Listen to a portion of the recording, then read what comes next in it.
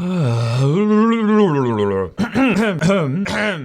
up guys, Lou here, back with another video, and today I have a long anticipated unboxing for you. This is the Samsung Galaxy S6 and it's the beginning of a few unboxings in the smartphone space because I've also got the S6 Edge coming up and the HTC One M9. But today it's all about the plain Jane S6, which, as you know from my previous speculation video, is changed quite a bit from the previous gen S5. So let's go ahead, look at the box, then jump inside and take a closer look at the hardware. On the back of the box, you can see this device features 4G LTE, the octa-core processor, 5.1-inch Quad HD display, 16 megapixel back-facing camera with image stabilization, and a 5 megapixel forward-facing camera, which is actually pretty decent. You've also got wireless charging, one of the most underrated smartphone features in the world. I'm a huge fan of wireless charging. So let's go ahead and crack this bad boy open and check out the device in all of its glory.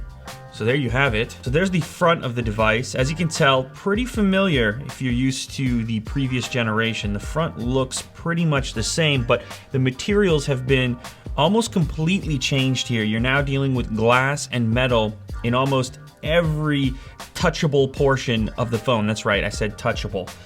Around the edge here is where you'll see the metallic band, and then on the back you're greeted with glass one more time. So glass on the back and glass on the front. If you're a little bit concerned with the durability of the glass on the back of the device, that can be easily fixed using something like a skin or a case. I use skins from a company called Dbrand. Here's what the S6 looks like wearing a leather-like texture from Dbrand skins. If you want to check them out, I'll drop a link down in the description. They have all kinds of customization options. So maybe it's not even about protection for you. Maybe it's about having a unique looking device. You'll also see the camera in this section here. Once again, 16 megapixel with image stabilization. You have your flash just beside it.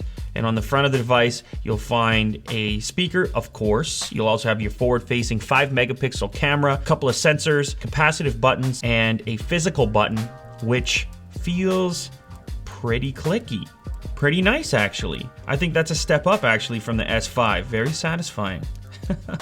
On the side of the device here, you'll find your SIM card tray as well as your lock switch, hold switch, power switch, whatever you want to call it. It's in a very nice location here. It lines up very well with my thumb. On the other side of the device, you have your volume buttons down and up. Big props to Samsung here on building what at this point looks like some quality hardware. That said, this new quality hardware comes at an expense.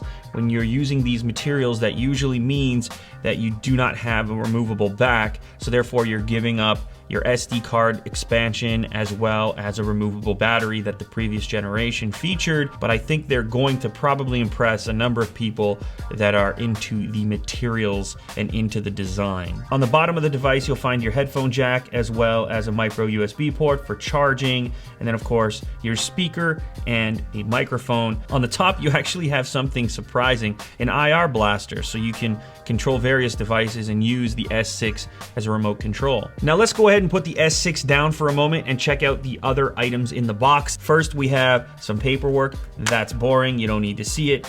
A little tool for your SIM card. So here is the adaptive fast charging brick, which you may have heard of. Samsung claims that this little brick will be able to charge up your phone for 4 hours of use in just 10 minutes of charge time. That seems pretty damn ambitious. I'm gonna test that out and see if that's true, but if it is, that's a great little feature. You've also got a headset included. Thank goodness they are still including headsets. You have an inline microphone / remote. There are little ear tips too on each of the headphones, plus some extras they've included. I think these are probably a different size. Wow. You know what? Not a bad fit. You've also got a micro USB cable that'll plug into that very fancy charging brick that I mentioned before, and that's pretty much it in the box. So let's go ahead and boot up the device and see what that screen looks like. So here we go, let's boot it up. Ooh.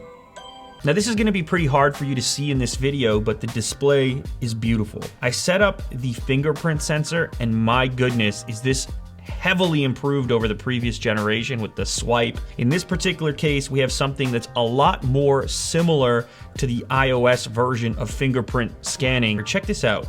Boom! Boom. Boom.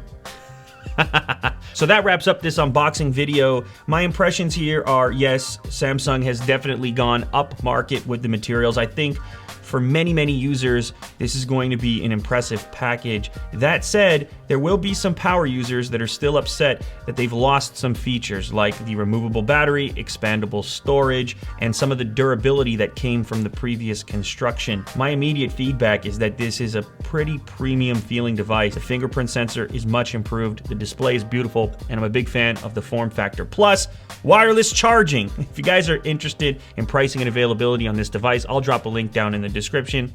Thanks as always for watching, and I'll catch you on the next episode. Later, guys.